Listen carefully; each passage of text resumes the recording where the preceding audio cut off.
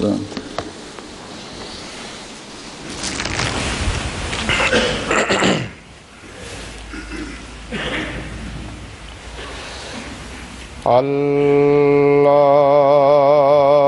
الله أكبر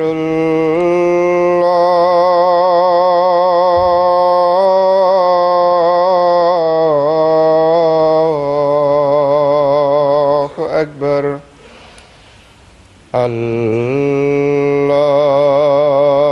الله أكبر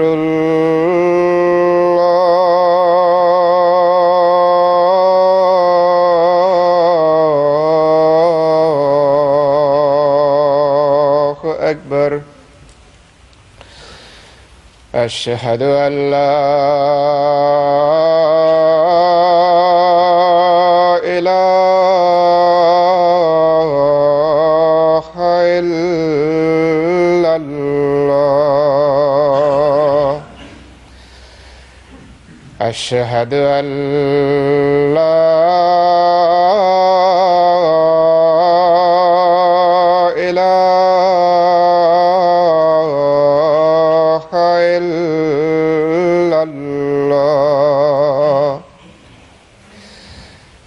أشهد أن محمدًا رسول الله. أشهد أن محمدًا رسول الله.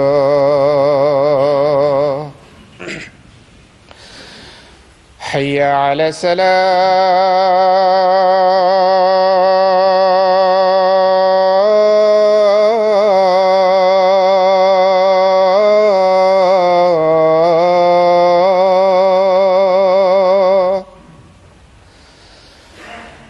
حي على الصلاة.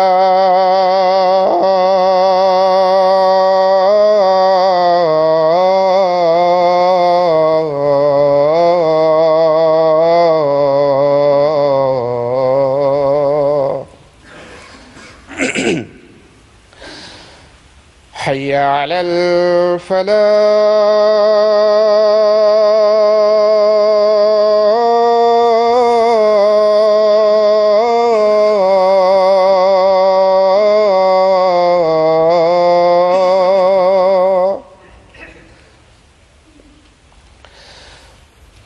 حي على الفلاح.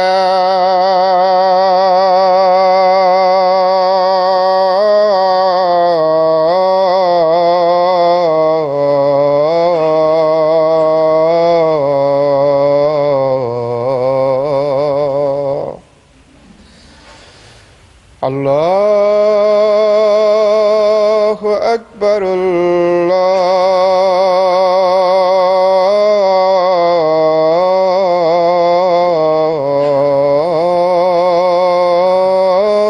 الله أكبر. لا إله إلا الله.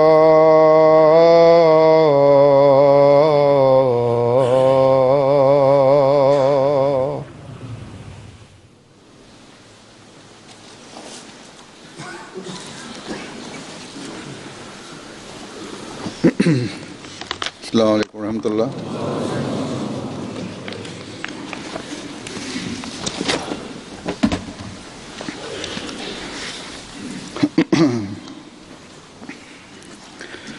أشهد أن لا إله إلا الله وحده لا شريك له وأشهد أن محمدًا عبده ورسوله.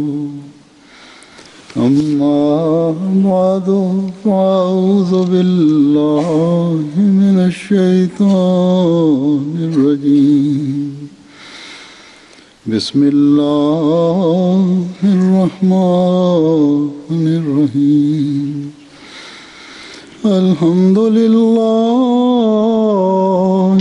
رب العالمين الرحمن الرحيم مالك يوم الدين إياك نعبد وإياك نستعين اهدنا الصراط المستقيم صراط الذين أنعمت عليهم غير المغضوب عليهم ولا الضالين بسم الله الرحمن الرحيم إنا أنزلناه في ليلة القدر وما أدراك ما ليلة القدر ليلة القدر خير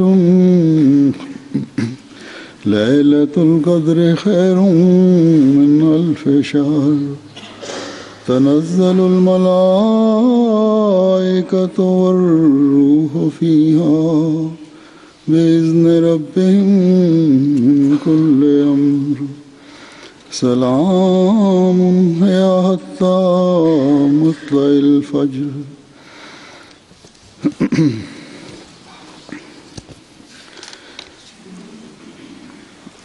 सूरह कदर जंहिंजी मूं तिलावत कई आहे इन जो तर्जुमो ही आहे त यकीनन असां इन खे क़दुर जी राति में लाथो आहे ऐं तोखे छा सम्झाए त क़दुर जी राति छा आहे। क़दुर जी राति 1000 महीननि खां बहितर आहे।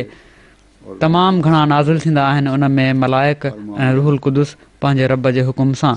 हर मामले में सलाम आहे। ही सिलसिलो बाख फुटण ताईं जारी रहंदो आहे। इंशाअल्लाह ताला कुझु ॾींहंनि ताईं असीं रमज़ान जे आख़िरी ॾहाके में दाख़िल थींदासीं, जंहिंजे बारे में रिवायतुनि में अचे थो त इन में हिकिड़ी राति अहिड़ी ईंदी आहे जेका लैलतुल क़द्र चवराईंदी आहे, यानी अहिड़ी राति जंहिंमें अल्लाह ताला जी ख़ासि नज़र पंहिंजे ॿारनि ते पवंदी आहे, जॾहिं उन्हनि जी ख़ासि रूहानी कैफ़ियत हूंदी आहे ऐं अल्लाह ताला जे ख़ासि फज़ल ऐं कुर्ब जो हू मुशाहिदो कंदा आहिनि। इन जे करे मुस्लमान रमज़ान जे आख़िरी ॾहाके खे आम तौर ते वॾी अहमियत ॾींदा आहिनि। उमूमन नमाज़ुनि तरावियुनि ऐं बाक़ी नेकी जे कमनि में बि केतिरा ई अहिड़ा माण्हू जेके रमज़ान जे पहिरें ऐं ॿिए अशरे में वधीक तवजो नाहिनि ॾींदा, आख़िरी अशरे में आख़िरी ॾहाके में निस्बतन बहितर हालत करण जी कोशिशि कंदा आहिनि। जमायत में बि अहिड़ा केतिरा ई माण्हू आहिनि जेके ही रुझान रखनि था ऐं इन ॾहाके में तहजुद ऐं नफ़लनि जी अदायगी जी तरफ़ तमामु घणो ध्यानु ॾींदा आहिनि। जहिड़ो की मूं चयो त इन जो सबबु इहो ई आहे त किन हदीसुनि मां साबित आहे ऐं इन जी वज़ाहत थिए थी त हिन ॾहाके में हिकिड़ी राति आहे जंहिंखे लैलतुल क़द्र चयो वेंदो आहे। अहिड़ी राति जंहिं राति जी तमामु घणी अहमियत आहे। पर जेकॾहिं सिर्फ़ु असीं हिन आख़िरी ॾहाके जे लाइ कोशिशि कयूं ऐं बाक़ी सॼो साल का अहिड़ी कोशिशि न हुजे त छा हीअ शइ हिकिड़े इंसान खे सही मोमिन ऐं आबिद बनाए सघे थी?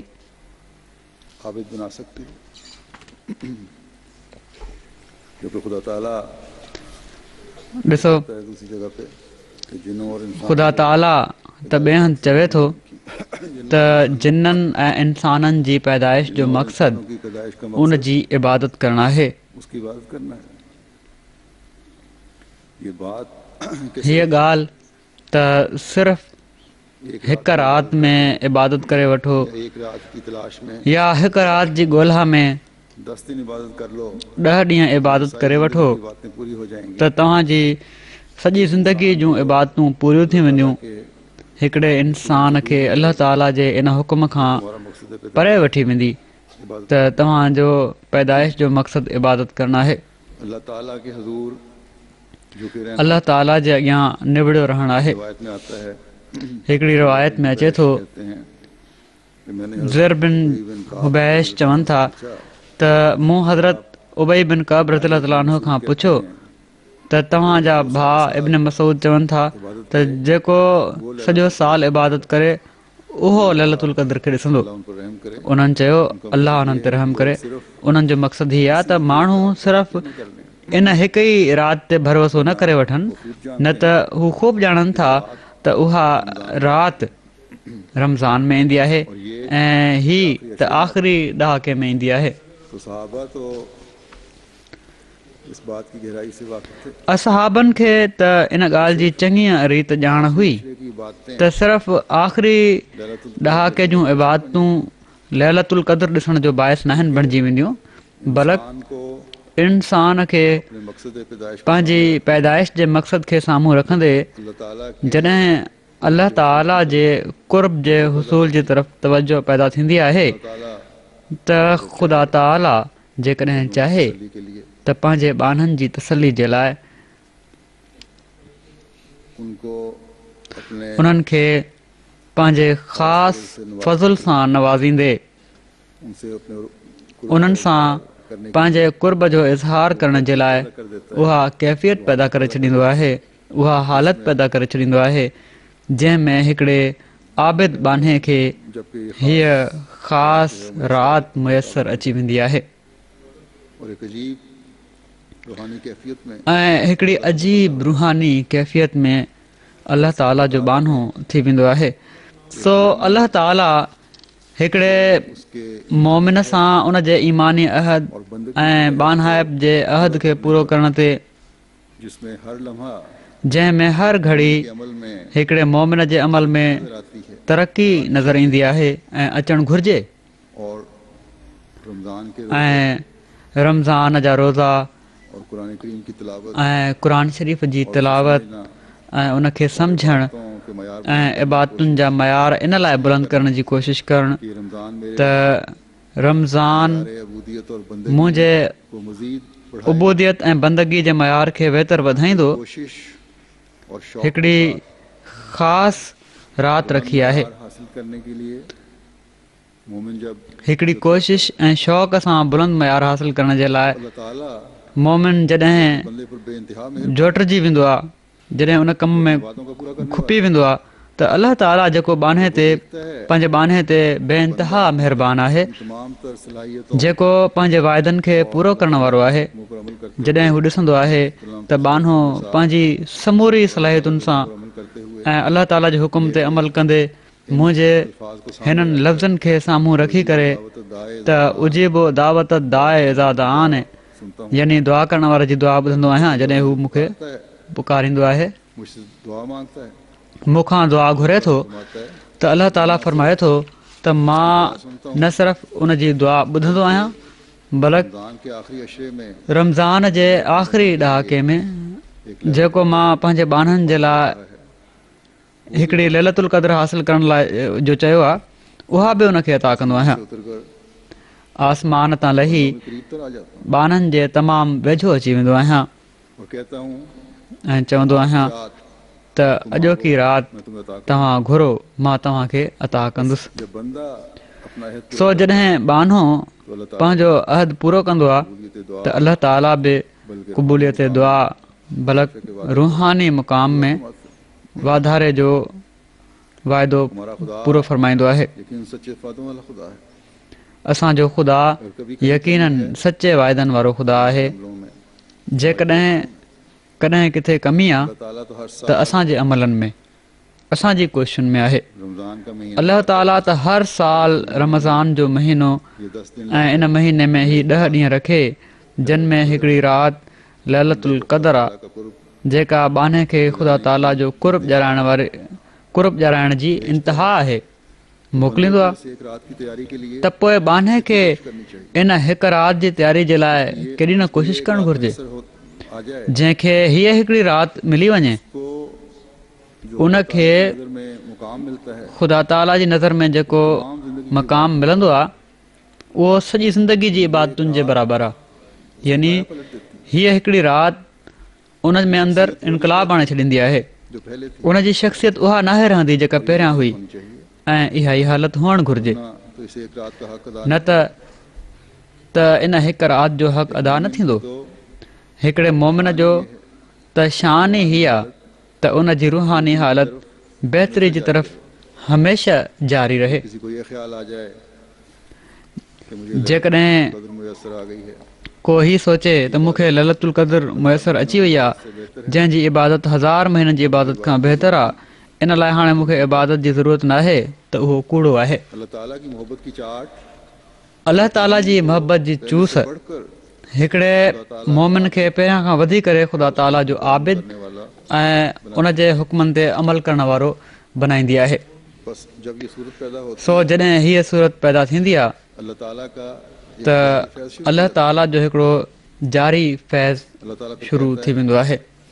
अलाह ताला पोइ चवंदो आहे त मां तव्हां जूं दुआऊं ॿुधंदुसि, है, मेरा कुर्ब पाने की कोशिश तव्हां मुंहिंजो कुर्ब हासिल करण जी कोशिशि कई आहे, कदम खयो आहे ऐं जाखोड़ कई आहे, तुमने अपने अहद की तव्हां पंहिंजे अहद जो पास कयो आहे, की है उन जी नज़रदारी कई आहे। मैं नवाजता रहूंगा। हाणे जेकॾहिं तव्हां हीअ अमल जारी रखो त मां बि तव्हांखे नवाज़ींदो रहंदुसि।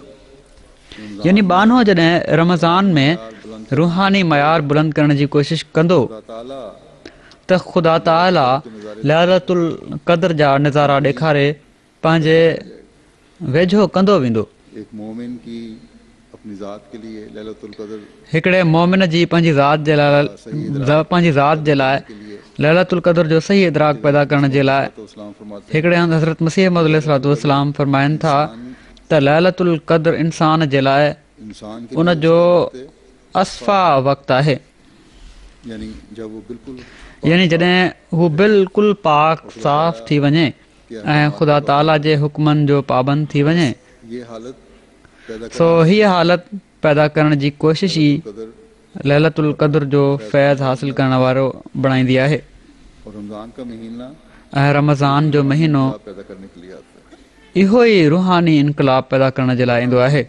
जेकॾहिं असीं इन जो क़दुरु कंदासीं कदर पालेंगे त लैलतुल क़दर हासिल करे वठंदासीं और अल्लाह ताला की रज़ा हासिल करने ऐं अलाह ताला जी रज़ा हासिल करण वारा बणिजी वेंदासीं। वाले एक रिवायत जहिड़ो की मूं हिकिड़ी रिवायत बयानु कई आहे त लैलतुल क़दर रमज़ान जे आख़िरी ॾहाके में तलाश कयो। मैंने ली है इन बारे में कुझु ॿियूं हदीसूं मूं वरितियूं आहिनि, इस मां उहे बयानु कयां थो, जंहिं मां इन आख़िरी अशरे जी अहमियत ऐं पाण सॻोरन सल्लल्लाहु अलैहि वसल्लम जे ख़ासि एहतमाम जे बारे में पतो पए थो त कहिड़ी तरह पाण एहतमाम फरमाईंदा हुआ। रज़ी अल्लाह ताला अन्हा हज़रत आयशा रज़ी ताला अन्हा खां रिवायत आहे त जॾहिं रमज़ान जो आख़िरी ॾहाको शुरू थींदो हुयो त नबी सल्लल्लाहु अलैहि वसल्लम पंहिंजो और रात भर इन लाइ तयारी वठंदा हुआ ऐं सॼी राति जाॻंदा रहंदा हुआ। यानी निंड तमामु घटि हूंदी हुअनि, सुम्हंदा त हुआ पर तमामु घटि निंड हूंदी हुअनि ऐं पंहिंजे घर वारनि खे बि जाॻाईंदा हुआ। ये वाज़े है सो हिन हदीस में ही वाज़े आहे त आख़िरी ॾहाके में पाण सॻोरा सल्लल्लाहु अलैहि वसल्लम न सिर्फ़ु ख़ुदि पंहिंजी इबादत में पहिरियां खां केतिरा ई भेरा वधी वेंदा हुआ, हज़रत सल्लल्लाहु अलैहि वसल्लम की जॾहिं त पाण सॻोरन सल्लल्लाहु अलैहि वसल्लम जी आम ॾींहंनि जी इबादत जी ड्रेग ऐं ख़ूबसूरती जो त असीं अंदाज़ो बि नथा करे सघूं। तो इस अशरे में क्या हालत होती होगी, ये तसव्वुर से भी बाहर है। और फिर हीअ बि हज़रत आयशा हिकु दफ़े जवाबु ॾिनो हुयो फजलों की त इन अशरे में की तरफ से हो रही पोइ कहिड़ी हालत हूंदी, सबसे ज्यादा फहम इदराक जॾहिं त आम ॾींहंनि में इहा हालत आहे त सल्लल्लाहु अलैहि वसल्लम को ही था। हीअ तसवुर खां बि ॿाहिरि आहे। या जो अल्लाह ताला के फजलों की ऐं पोइ जेका इनामनि जी ऐं फज़लनि जी बारिश आप ये ख़ुदा ताला जी तरफ़ां थी रही हूंदी आहे या अलाह ताला जे फज़लनि जी जेका बारिश इन ॾहाके में थींदी आहे जंहिंजो सभिनी खां वधीक फ़हम ऐं इदराक पाण सॻोरनि सलम खे ई हो त पाण ही कहिड़ी तरह बर्दाश्त करे सघनि पिया त मुंहिंजे घर वारा इन खां महरूम रहनि। इन लाइ पाण उन्हनि खे बि उथारींदा हुआ ऐं पोइ जेका रूहानी हालत ऐं कैफ़ियत थींदी हूंदी उनजो अंदाज़ बि यकीननि अजीब हूंदो। सो ही नमूनो पाण सॻोरनि सलम असांजे लाइ क़ाइमु फ़रमायो। अलाह ताला असांखे बि तौफ़ीक़ ॾिए त हीअ हालत पंहिंजनि पाण में ऐं पंहिंजे घरनि में पैदा करण जी कोशिशि करण वारा बणिजूं। इहा ई कैफ़ियत आहे जंहिंखे असीं जॾहिं पंहिंजे मथां तारी कंदासीं त असांजी मग़फ़रत जा सामान थी रहिया हूंदा ऐं सही मोमिन बि चवराए सघंदासीं। कुझु ॿियूं रिवायतूं इन हवाले सां पेश कयां थो। हज़रत अबू हुरैरा रज़ियल्लाहु ताला अन्हु नबी सल्लल्लाहु अलैहि वसल्लम खां रिवायत कई आहे। पाण सॻोरनि सल्लल्लाहु अलैहि वसल्लम फ़रमायो आहे त जेको ईमान जे जज़्बे सां ख़ुदा ताला जी रज़ा जे मक़सद सां रमज़ान महीने जा रोज़ा रखे त उन जा जेके गुनाह पहिरियां थी चुका उन्हनि जी मग़फ़रत कई वेंदी। ऐं जेको लैलतुल क़द्र में ईमान जे जोश में ख़ुदा ताला जी रज़ा जे मक़सद सां राति जो उथे त उन जा जेके गुनाह पहिरियां थी चुका आहिनि उन्हनि जी मग़फ़रत कई वेंदी। सो रमज़ान जा रोज़ा बि ईमान में मज़बूती ऐं अलाह ताला जी रज़ा सां मशरूत आहिनि। न त बुखियो रहण सां अलाह ताला खे को सरोकार न आहे ऐं लैलतुल क़द्र बि ख़ुदा ताला जी रज़ा जे उसूल सां मशरूत आहे। ख़ालिस थी करे अलाह ताला जी रज़ा हासिल करण जे लाइ आहे। सिर्फ़ दुनिया जे मक़सदनि सां त लैलतुल क़द्र मूंखे मिली वञे त मां हीअ दुआ घुरंदुसि जो मुंहिंजा दुनिया जा मक़सद पूरा थी वञनि त ही मक़सदु न आहे। नेकिन खे हासिल करण जी कोशिशि हुअणु घुरिजे। बल्कि सभिनी खां मुक़दम दुआउनि में अलाह ताला जी रज़ा हुजे। इन जी अहमियत ते ज़ोर ॾींदे वरी हिकिड़े हंधि पाण सॻोरनि सल्लल्लाहु अलैहि वसल्लम हिन तरह तवजो ॾियाराई आहे। उक़बा जेके हुरैस जा पुट आहिनि इन्हनि खां रिवायत आहे। हू चवनि था त मूं हज़रत अब्दुल्ला बिन उमर रज़ियल्लाहु ताला अन्हु खां ॿुधो। हू चवनि था रसूलुल्लाह सल्लल्लाहु अलैहि वसल्लम फ़रमायो आहे तव्हां उनखे आख़िरी अशरे में तलाश कयो। संदन मुराद लैलतुल क़द्र हुई। जेकॾहिं तव्हां मां को कमज़ोर थी वञे या हीणो थी वञे त हू आख़िरी 7 रातिनि में हरगिज़ मग़लूब न थी वञे। सो ॾिसो केतिरे क़दुरु न ताक़ीद आहे त जेकॾहिं कंहिं सबबु रमज़ान मां सही फैज़ नाहियो बि वठी सघिया ऐं हीअ ख़्वाहिश रखो था त सचा मोमिन बणिजो त इन अशरे या 7 ॾींहंनि में हर बहाने खे परे उछलियो ऐं पंहिंजनि रातिनि खे ख़ुदा ताला जी इबादत में अहिड़ी तरह गुज़ारियो जेको इबादत जो हक़ आहे। जंहिंजो नमूनो पाण सॻोरनि सल्लल्लाहु अलैहि वसल्लम असांजे साम्हूं पेश फ़रमायो आहे। इहा ई कोशिशि आहे जेका तव्हांजी रूहानी तरक़ियुनि जो सबबु बणिजंदी ऐं अलाह ताला जो कुर्ब ॼाणाइण वारी बणिजंदी। वरी हिकिड़ी रिवायत में अचे थो सालिम बिन अब्दुल्लाह बिन उमर चवनि था त उन्हनि जा वालिद जेके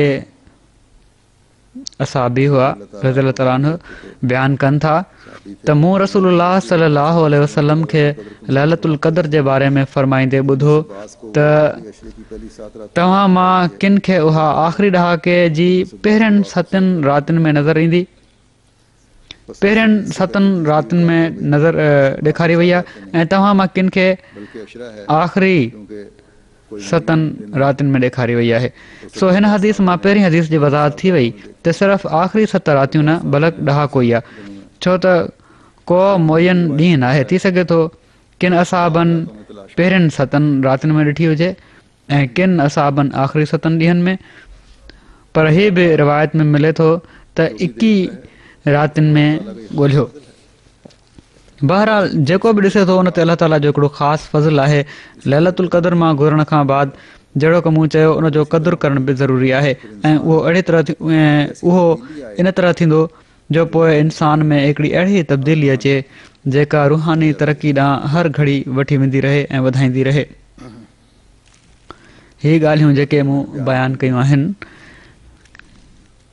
ही लैलतुल क़द्र जो हिकिड़ो पहलू आहे जंहिंमें हदीसुनि जी रूह खां रमज़ान जे आख़िरी ॾहाके जे 21 ॾींहंनि में ख़ुदा ताला जे ख़ासि फज़ल जे लहण जी हिकिड़ी राति जो ज़िक्र आहे रात का जिक्र है जिसमें जंहिं जे बारे में क़ुर शरीफ़ फरमाए थो फरमाता है जहिड़ो कि मूं सूरह क़द्र तिलावत कई त 1000 महीननि खां बहितर आहे ऐं 1000 महीना तक़रीबन 83 सालनि खां मथे बणिजनि था यानी जेकॾहिं हीअ राति मुयसरु अची वञे त इंसान जी सॼी ज़िंदगी जूं दुआऊं जेके ख़ुदा ताला जी नज़र में हिकिड़े मोमिन जी बहितरी जे लाइ आहिनि उहे क़बूल थी वेंदियूं आहिनि कबूल हो जाती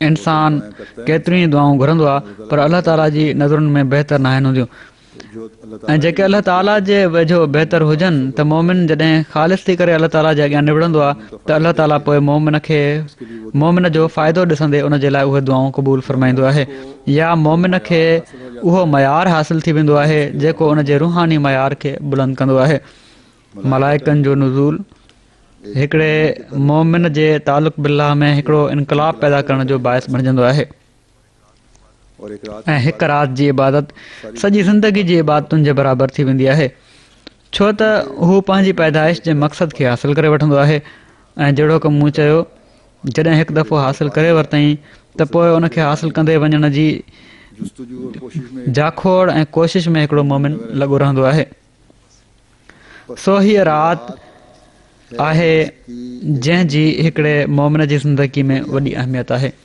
लेकिन पर इन जूं ॿियूं बि केतिरियूं वसी मानाऊं आहिनि जेके हज़रत मसीह मौद अलैहिस्सलातु वस्सलाम बयानु फ़रमायूं आहिनि जहिड़ो की मूं चयो हिन सूरत मां ज़ाहिर आहे हिन सूरत में लिखियलु आहे ज़ाहिर है अल्लाह ताला फरमाए थो इन्ना अंज़लनाहु फी लैलतिल क़द्र अल्लाह ताला फरमाता है त असां इन खे क़द्र वारी राति में लाथो आहे कि हमने उसे कद्र वाली रात कहिड़ी शइ खे क़द्र वारी राति में लाथो आहे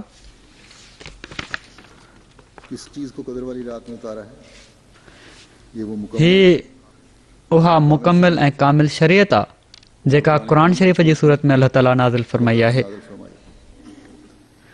ही हिकु त रमज़ान में क़ुर शरीफ़ जे नाज़िल थियण जी तरफ़ इशारो आहे जहिड़ो की क़ुर शरीफ़ में अल्लाह ताला फरमाए थो त शहरो रमज़ान अल्लज़ी उनज़िल फ़ीहिल क़ुरआन त रमज़ान जो महीनो आहे जंहिंमें क़ुर शरीफ़ लाथो आहे ऐं इन रमज़ान में उहा लैलतुल क़द्र आहे जेका 1000 महीननि खां बहितर आहे सो मुख़्तसिर ही त रमज़ान जे महीने में क़ुर जो नुज़ूल शुरू थियो ऐं जहिड़ो की रिवायतुनि मां पतो पए थो इन महीने में जिब्राइल अलैहिस्सलाम इन जी पाण सॻुरनि सल्लल्लाहु अलैहि वसल्लम खे दुहिराई बि कराईंदा हुआ पोइ इन जो ही मतिलबु बि आहे त ज़माने जी ज़रूरत इन ॻाल्हि जी तक़ाज़ा करे पई त का कामिल हिदायत लहे छो त उहो हिकिड़ो ऊंदाहो ज़मानो हुयो जहिड़ो की क़ुर शरीफ़ में अल्लाह ताला फरमाए थो त ज़हर अल फ़सादो फिल बर्र वल बहर त ख़ुश्की ऐं पाणी में फ़साद लॻो पियो हुयो सो उहो ज़मानो जंहिंमें ही फ़साद हुयो तक़ाज़ा करे पियो त हिदायत अचे अल्लाह ताला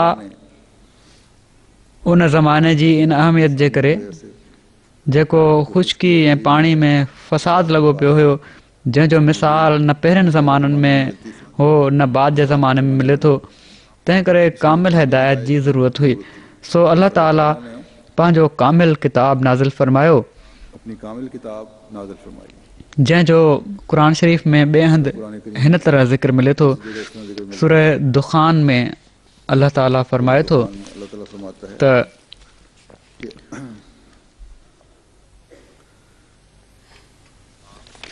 हामीम वल किताबिल मुबीन इन्ना अंज़लनाहु फी लैलतिन मुबारकतिन इन्ना कुन्ना मुनज़िरीन फीहा युफ़रक़ु कुल्लु अम्रिन हकीम अम्रम मिन इंदिना इन्ना कुन्ना मुरसिलीन रहमतम मिन रब्बिका इन्नहु हुवस समीउल अलीम हमद वारो ऐं मजद वारो यानी बुज़ुर्गी वारो हामीम जो मतिलबु आहे हमद वारो ऐं बुज़ुर्गी वारो कसम आहे उन किताब जो जेको खुलियल ऐं वाज़े आहे। यकीनन असां इन खे हिकिड़ी तमामु मुबारक राति में लाथो आहे। असीं हर सूरत में इंतज़ारु करण वारा हुआसीं। इन राति में हर हिकमत वारे मामले जो फ़ैसिलो कयो वेंदो आहे। हिकिड़े अहिड़े मामले जे तौर ते जेको असांजे तरफ़ां आहे। यकीनन असां ई रसूल मोकिलण वारा आहियूं रहमत जे तौर ते तुंहिंजे रब जे तरफ़ां। बेशक उहो ई ॾाढो ॿुधण वारो ऐं दाइमी इल्मु रखण वारो आहे। सो ही मुबारक ज़मानो ऐं मुबारक राति आहे जंहिंमें अल्लाह ताला इंसाननि ते रहम फ़रमाईंदे खुलियल वाज़े रोशन ऐं हिदायत सां भरियल किताब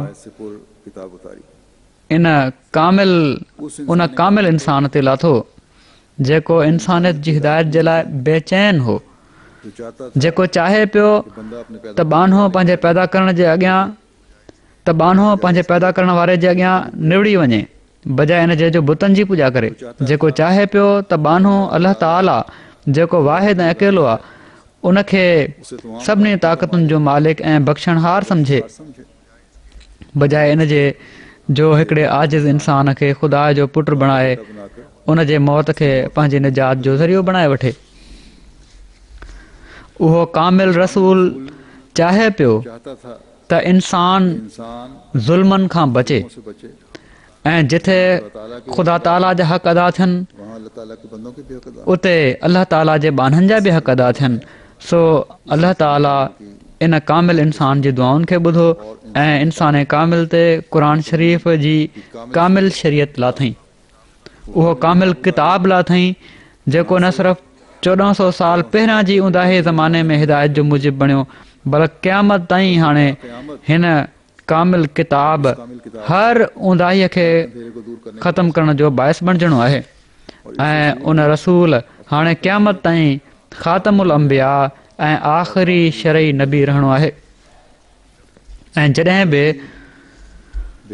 ख़ुदा ताला जा बेचैन ऐं परेशान बाना ज़माने जी तारीख़ खे ॾिसी ख़ुदा ताला जे अॻियां निवड़ंदा ऐं रोअंदा त अल्लाह ताला इन्नहु हुव समीउल अलीम त बेशक उहो ई ॾाढो ॿुधण वारो ऐं दाइमी इल्मु रखण वारो आहे जे कौल खे पूरो कंदे बाननि जी तसली जा सामान पैदा फ़रमाईंदो तसली जा सामान पैदा फ़रमाईंदो ऐं हिन ज़माने में अल्लाह ताला पंहिंजे वाइदनि जे मुताबिक़ ऐं पाण सगोरन सल्लल्लाहु अलैहि वसल्लम जी पेशिन गोई जे मुताबिक़ सदन आशिक़ सादिक़ खे पाण सगोरन सल्लल्लाहु अलैहि वसल्लम जी ग़ुलामी में मोकिलियो आहे। हिन ग़ुलाम सादिक़ ऐं मसीह मेहदी हिकिड़े हंधि लैलतुल क़द्र जो जेको तफ़सीर फ़रमायो आहे उहो बयानु कयां थो।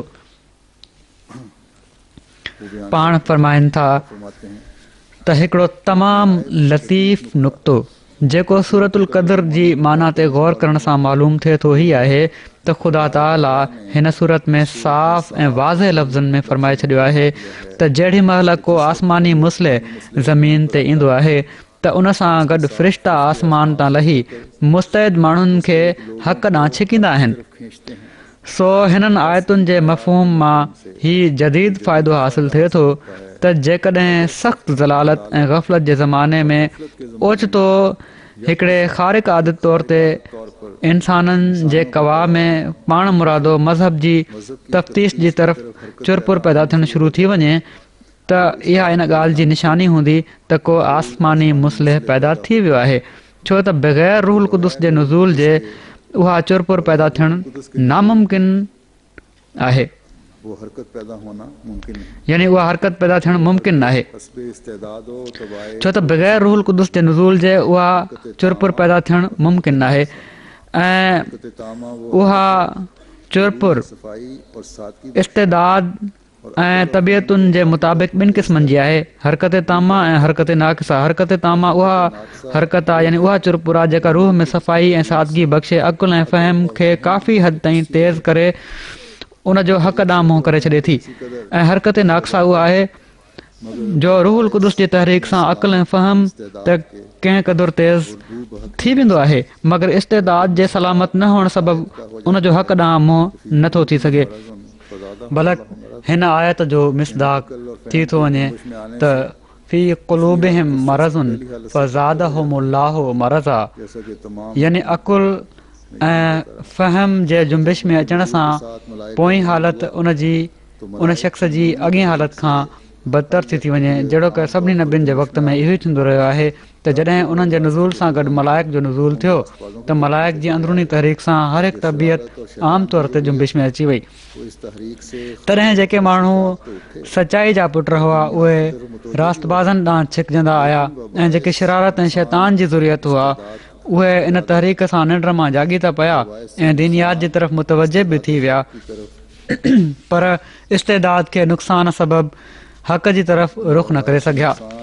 सो मलाइकनि जो फेल जेके रब्बानी मुसले सां गॾु लहंदा आहिनि हर हिकु इंसान ते थींदो आहे, पर इन फेल जो नेकनि ते नेक असरु ऐं बुरनि ते बुरो असरु पवंदो आहे।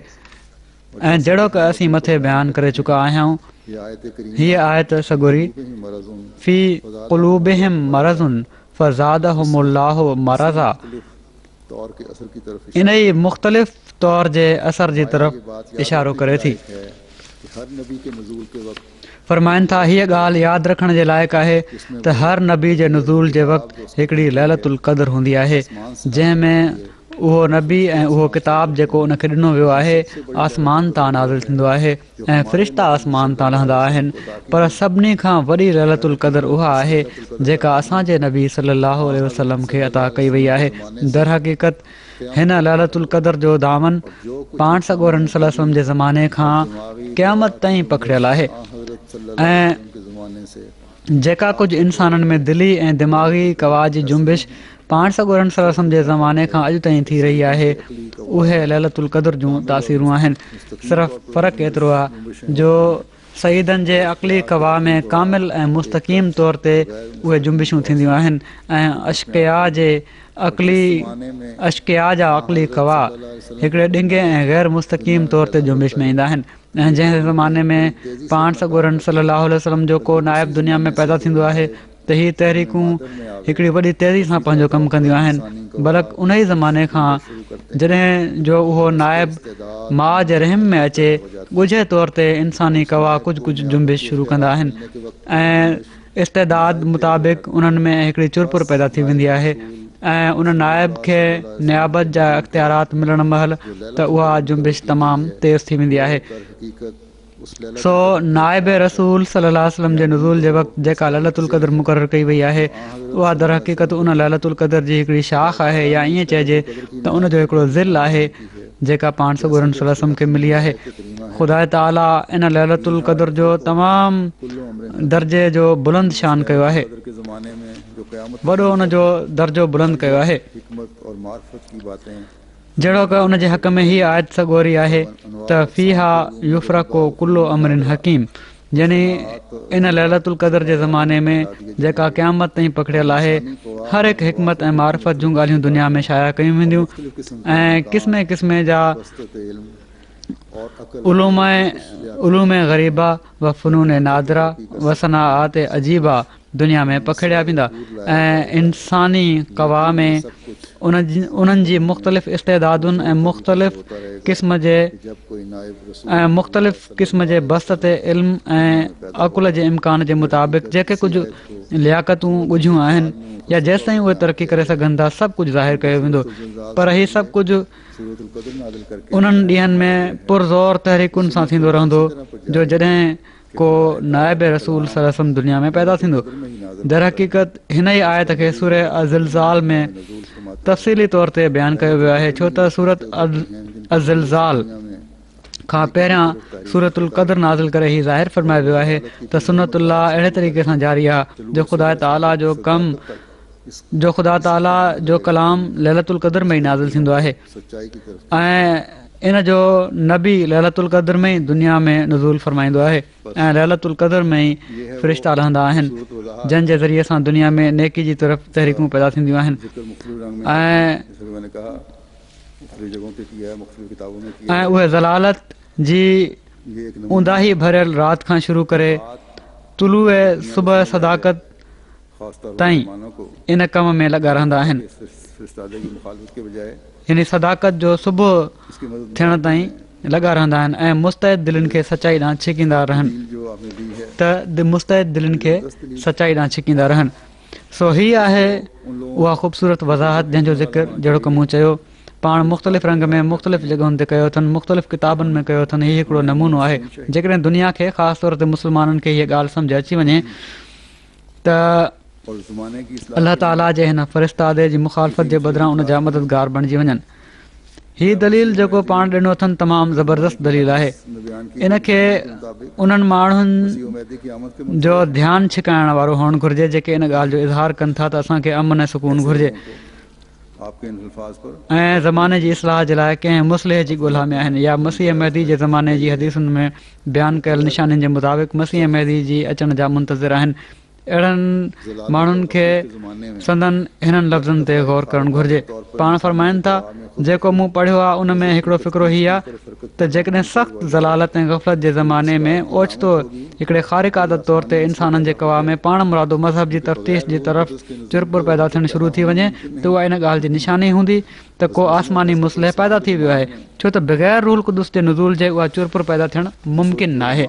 हज़रत मसीह मौद अलैहिस्सलातु वस्सलाम जे ज़माने में उन वक़्त जा उलमा इस बात के गवाह उन वक़्त जे उलमा ऐं नेक माण्हुनि जूं तहरीरूं जेकॾहिं पढ़ो ऐं कॉलनि खे ॾिसो त उहे सभु इन ॻाल्हि ते शाहिद आहिनि त मसीह ऐं मेहदी जे अचण जो वक़्तु आहे ने दावा फरमाया ऐं हू कंहिंजे अचण जे इंतज़ार में हुआ त को मसीहा अचे। मुखालफतें बढ़ गई और बहुत समय पर जॾहिं हज़रत मसीह मौद अलैहिस्सलातु वस्सलाम दावा फरमाई त इन्हनि मां ई हिकिड़ो तबिको मुखालफ़त में वधी वियो ऐं केतिरनि ई दुनिया पर संवारने पंहिंजी दुनिया आख़िरत सुधारण जे बदिरां बिगाड़े वरिती ऐं केतिरा अहिड़ा हुआ जन पंहिंजी दुनिया ऐं आख़िरत सुधारण जो सामान करे वरितो ऐं अॼु ताईं हीअ बेचैनी माण्हुनि में आहे।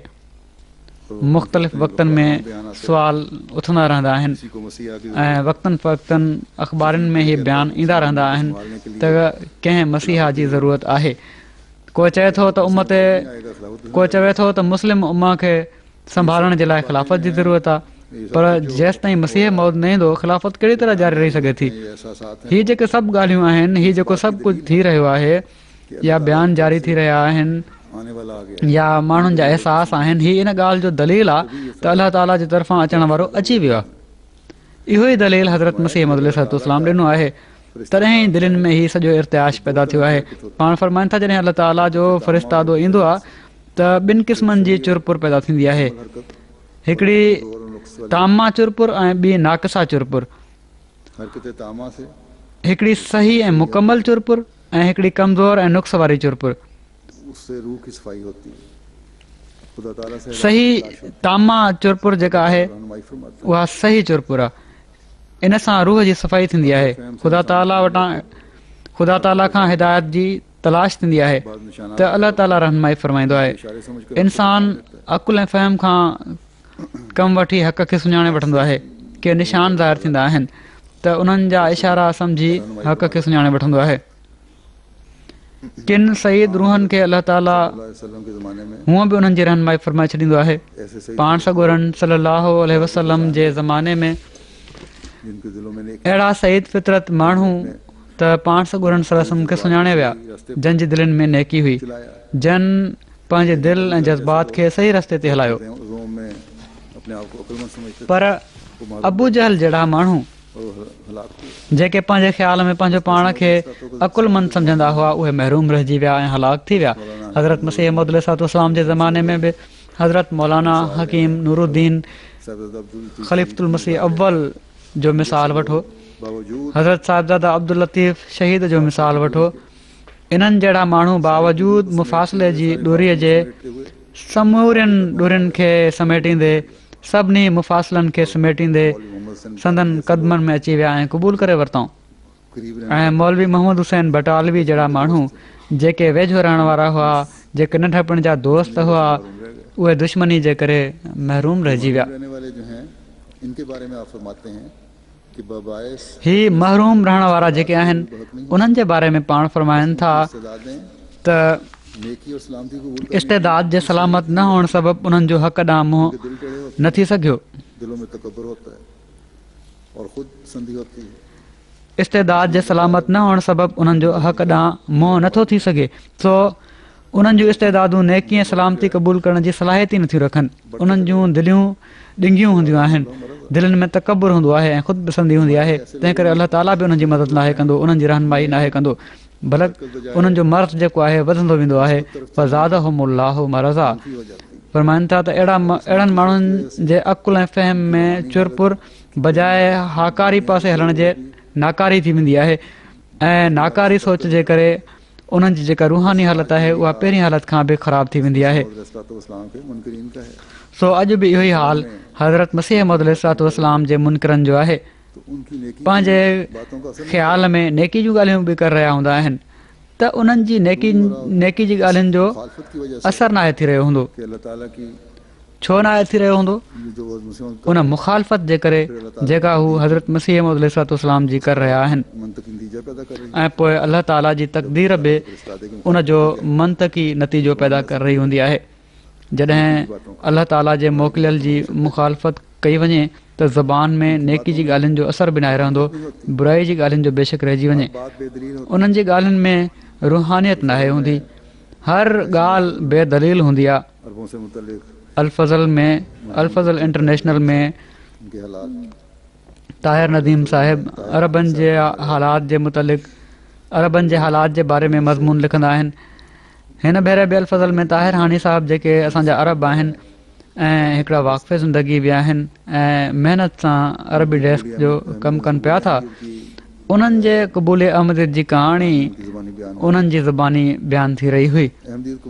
अहमदियत क़बूल करण खां पहिरियां हानी साहिब चवनि था त मुंहिंजी हीअ कोशिशि हूंदी हुई त अहमदियत जे रद्द, अहमदियत जे ट्रोड़ ऐं मुखालफ़त में मां हर तरह जी मदद हासिलु कयां, हर हीलो इस्तेमालु कयां।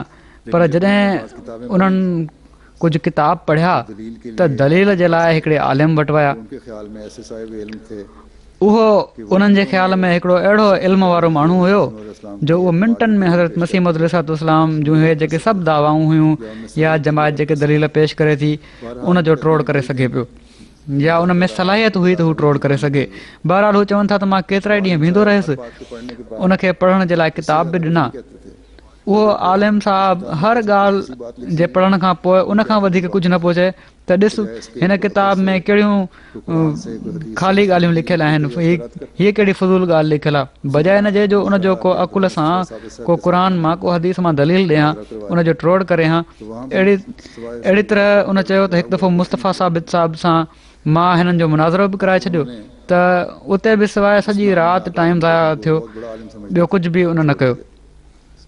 आख़िर उन हिन सखणे नाले जे आलिम खे जंहिंखे हू वॾो आलिम सम्झे पोइ छॾे ॾिनो ऐं पोइ अलाह ताला उन्हनि जी हक़ जी तरफ़ रहनुमाई फरमाई त बावजूद दीनी इल्मु हुअण जे अलाह ताला जे फ़िरिस्तादे जे ज़माने में उन्हनि सभिनी दीनी आलिमनि जी रूहानियत ऐं मज़हब जे मामले में दलील ख़तमु थी वेंदा आहिनि ऐं मुखालफ़त जे करे जहिड़ो की मूं चयो रूहानियत ख़तमु थी वेंदी आहे। ऐं जॾहिं रूहानियत ख़तमु थी वञे त दीनी सम्झ ऐं इदराक बि नाहे रहंदो, न रही सघे थो, छो त ही तक़वा ज़रिए ईंदो आहे ऐं ख़ुदा ताला सां तालुक़ ज़रिए ईंदो आहे। जॾहिं अलाह ताला जे मोकिलियल जी मुखालफ़त शुरू थी वञे त तक़वा बि ख़तमु थी वेंदी आहे। तंहिं करे हज़रत मसीह मौद अलैहिस्सलाम फरमाइनि था त जेके माण्हू सचाई जा पुट हुआ उहे सचनि ॾांहुं छिकजंदा आया ऐं जेके शरारत ऐं शैतान जी ज़ुरियत हुआ उहे इन तहरीक सां ग़फ़लत जी निंड मां जागी त पिया ऐं दीनियात जे तरफ़ मुतवजे बि थी विया, पर इस्तेदाद खे नुक़सान सबबु यानी उनजी इस्तेदाद खे नुक़सान जेको पहुतो उन जे सबबु हक़ जी तरफ़ रुख़ न करे सघिया। सो अॼु बि असीं ॾिसूं था त दीन जी रग़बत जी दावा त आहे, पर रूहानी रहनुमाई न हुअण जे करे दीन जे नाले ते शैतानी अमल आहिनि। अॼु बि जेकॾहिं जाइज़ो वठूं त अहिड़ा ई माण्हू मज़हब जे नाले ते खून करण वारा आहिनि। हिन इक़्तिबास में जेको मूं हज़रत मसीह मौद अलैहिस्सलाम जो पढ़ियो आहे, लैलतुल क़द्र जे हवाले सां हिकिड़ी तमामु अहम ॻाल्हि जेका हज़रत मसीह मौद अलैहिस्सलाम बयानु फरमाई आहे उहा हीअ आहे त असुल लैलतुल क़द्र पाण सॻोरन सल्लल्लाहु अलैहि वसल्लम खे अता थी। ऐं इन लैलतुल क़द्र जो ज़मानो क़यामत ताईं पकड़ियल आहे कि नेक लोग सीधे रास्ते की तरफ आ रहे हैं ऐं इन जो नतीजो आहे जो नेक माण्हू सिधे रस्ते ॾांहुं अचनि पिया था। और अॼु बि तरक्की का बायस बन रहा है। इन लैलतुल क़द्र जो उहो ई फैज़ आहे जेको नेकी ऐं रूहानियत में तरक़ी जो बाहिस बणिजी रहियो आहे। पर जेके बदकिस्मत हैं वो रास्ते से हटे हुए हैं, बदबख़्त आहिनि, बदकिस्मत आहिनि, शैतान बन रहे हैं, उहे रस्ते तां हटियल आहिनि ऐं हटजंदा पिया था वञनि, चले जा रहे हैं। शैतान जी ज़रूरत बणिजी रहिया आहिनि, तबाही जी खॾ में किरंदा पिया था वञनि। लैलतुल क़द्र का ज़माना पाण सॻुरन सल्लल्लाहु अलैहि वसल्लम जो लैलतुल क़द्र जो ज़मानो को कायम हुआ। पाण सॻुरन सल्लल्लाहु अलैहि वसल्लम जे नाइब ऐं मसीह मौत जे ज़रिए ॿीहर ज़िली तौर ते क़ाइमु थियो आहे। लैलतुल क़द्र और सो जहिड़ो की मूं बयानु कयो आहे, पहचान कर हिन ज़माने जी लैलतुल क़द्र जो करके क़द्र ऐं सुञाणप करे हम असीं लैलतुल क़द्र खे हासिल करे सघूं था। बस लोगों की हालत सो माण्हुनि जी हालतुनि दीन ते सही हुअणु ऐं सईद फितरत बणिजंदे फैज़ वठणु या पंहिंजे ख़्याल में दीन जो ठेकेदार बणिजी दीन जे नाले ते ज़ुल्म ऐं बरबरीत फैलाइणु ठेकेदार बन ऐं खून करणु के नाम पर जुल्म अहिड़ी तरह मुख़्तलिफ़ तरीक़नि सां करना, ईजादुनि इसी तरह मुख्तलिफ जो फैलाव, से इजादात का फैलाव, जिनमें बाज़ उन्हनि में इजादात के ईजादूं जेके इस्तेमालु थी रहियूं आहिनि वो इंसान उहे इंसानी क़दरुनि ऐं अख़लाक जी पायमाली जो ज़रियो बि बणिजी रहियूं आहिनि बाज़ ऐसी भी हैं ऐं के अहिड़ियूं बि आहिनि जेके मोमिननि जे फ़ाइदे जे लाइ आहिनि। कलाम इलाही और इल्म फजल के फैलाने का जरिया बन रही हैं। तो ये सब बातें जो हैं कलाम इलाही ऐं इल्म फज़ल जे फैलाइण जो ज़रियो बणिजी रहियूं आहिनि। त हीअ जेके सभु मुस्बित ऐं मनफ़ी ॻाल्हियूं आहिनि अलाह ताला जे याद रखने वाली है। मोकिलियल जी आमद ऐं लैलतुल क़द्र हुअण जो सबूत आहिनि। हिते हीअ ॻाल्हि बि यादि रखण वारी आहे त अलाह ताला फरमाए थो त फ़रिश्तनि जे लहण जो सिलसिलो मतलल फजर ताईं रहंदो आहे। ज़माना था पाण सॻुरन सल्लल्लाहु अलैहि वसल्लम जो इस्लाम की लैलतुल क़द्र जो उहो ख़ासि ज़मानो हुयो जंहिंमें फ़रिश्ता सलामती खणी लहंदा रहिया एसि ताईं आपने जो कामयाबियां देखी, फतुहात देखी, संदन हिन दुनिया मां वापसी जो वक़्तु अची वियो। पाण कामयाबियूं ॾिठाऊं, फ़तहूं ॾिठाऊं, इस्लाम जो ग़लबो थी वियो। नहीं आ सकता। ही मतलल फजर हो। जब दीन का उहो ज़मानो त मोटी नथो अची सघे। अल्लाह ताला की नेमतें पूरी हुई, जॾहिं दीन कामिल थियो, पुराने अल्लाह ताला जूं नेमतूं पूरियूं थियूं, कामिल ऐं मुकमिल शरीयत क़ुर शरीफ़ जी सूरत में नाज़िल थी, अलैहिस्सलाम ने त उहो हिकिड़ो दौरु हुयो जेको गुज़री वियो। पर जहिड़ो की हज़रत मसीह मौद अलैहिस्सलाम फरमायो आहे त नाइब रसूल जे ज़माने में ज़िली तौर ते ई ज़ुहूर में रहंदो आहे। खिलाफत राशिदा के त पाण सॻुरन सल्लल्लाहु अलैहि वसल्लम खां बाद ये रोशन सुबह ख़िलाफ़त राशिदा जे ज़माने में ही रोशन सुबुह जेको हुयो उहो 30 सालनि ताईं रहियो और मुकम्मल अंधेरा ऐं पोइ आहिस्ते आहिस्ते रूहानी ऊंदाहियूं पखिड़जणु शुरू थियूं ऐं मुकमल ऊंदाहो ज़मानो बि अची वियो जेको पाण सॻुरन सल्लल्लाहु अलैहि वसल्लम जी पेशिनगोई जे बिल्कुलु मुताबिक़ हुयो। बेसत के साथ पोइ पाण सॻुरन सल्लल्लाहु अलैहि वसल्लम जे ज़िल जी बेसत सां गॾु ज़िली तौर ते लैलतुल क़द्र जो हिकिड़ो नओं ज़मानो शुरू थी वियो। गुज़र रहे हैं, हाणे असीं जंहिं ज़माने मां गुज़री रहिया आहियूं ही मतलल फजर जे बाद जो ज़मानो आहे। दौर भी खत्म हज़रत मसीह मौद अलैहिस्सलाम जी वफ़ात खां बाद हिकिड़े लिहाज़ खां उहो दौर बि ख़तमु थियो। इस ही ज़माने में ॾींहुं जेको चढ़ियो आहे जो इस उन मां फैज़ हासिल करण जे लाइ हिन ज़माने में इस्लाम ऐं अहमदियत जे लाइ जेके फ़तहूं मुक़दर आहिनि उन्हनि खे दुनिया जी जाओ हशमत खां बचाइण जे लाइ रहने के लिए ऐं रूहानियत जा मयार अल्लाह ताला ऊचा कंदे रहण जे लाइ हर साल बार बार अलाह ताला असांखे हर साल बार बार रमज़ान में लैलतुल क़द्र जी यादगिरी कराए थो। फरमाया कि हज़रत सल्लल्लाहु अलैहि वसल्लम का ज़माना जहिड़ो की हज़रत मसीह मौद अलैहिस्सलाम फरमायो आहे त पाण सॻुरन सल्लल्लाहु अलैहि वसल्लम जो ज़मानो लैलतुल क़द्र जो ज़मानो हुयो ऐं उहो क़यामत ताईं क़ाइमु रहंदो। यानी हिकिड़े लिहाज़ खां त पाण सॻुरन सल्लल्लाहु अलैहि वसल्लम जी वफ़ात ऐं क़ुर शरीफ़ जे लहण सां ई ख़तमु थी वियो कि कुरान ऐं तुलूए फजर थी वई। और रमज़ान पर हिकिड़े लिहाज़ खां जारी रहंदो जो क़ुर ऐं रमज़ान जा हक़ अदा कयो। तो त उमत खे बि इन में पैगाम आहे रमज़ान में एक रात त कदर की रात कहलाती है। उमत बि रमज़ान में हिकिड़ी राति जेका लैलतुल क़द्र जी राति चवराए थी उन मां फ़ाइदो वठी सघे थी। बार बार के रूहानी माहौल को पैदा करके अलाह ताला बार बार जे रूहानी माहौल खे पैदा करे मोमिननि ते अहसान कयो आहे। हम अपने फ़राइज़ सो जेकॾहिं इन अहसान जो अहसासु कंदे सल्लल्लाहु अलैहि वसल्लम के असीं पंहिंजा फ़र्ज़ अदा कंदा रहंदासीं त पाण सॻुरनि सलम जे जारी शुदा फैज़ मां फ़ाइदो वठंदा रहंदासीं। हमें अपने इनामात से हमेशा नवाजता रहे। अलाह ताला असांखे पंहिंजे इनामनि सां हमेशह नवाज़ींदो रहे। हम पर असांजा दुश्मन जेके पंहिंजे ख़्याल में असां ते ॾींहुं राति तंगियूं आणण जी कोशिशि कनि पिया था और हमें ऐं असांखे ऊंदाहिनि में ॾिसणु चाहिनि था, असांजी तबाही चाहिनि था बर्बाद ऐं पंहिंजे ख़्याल में असांखे बर्बादु करणु चाहिनि था। क्योंकि इलाही छो त खुदाई जमातूं त कॾहिं बि ज़ाया न आहिनि थींदियूं, न बर्बादु थी सघनि थियूं। करे कि ये तंगियां जो हैं जो आजकल हमारे अलाह करे पैदा की जा रही त ही तंगियूं जेके अॼुकल्ह असां ते ख़ासि तौर ते पाकिस्तान में पैदा कयूं पयूं थी वञनि, ही लैलतुल क़द्र जा सामान खणी अचनि हम वो नज़ारा देखें ऐं पोइ जो हमेशा असीं की इस्लाम ऐं असीं वरी फतुहात की मतलबु फजर जो उहो नज़ारो ॾिसूं जेको हमेशा जी सलामती ऐं फ़तुहुनि जी सूरत में ज़ाहिर थिए। अलाह ताला असांखे तौफ़ीक़ अता फ़रमाए।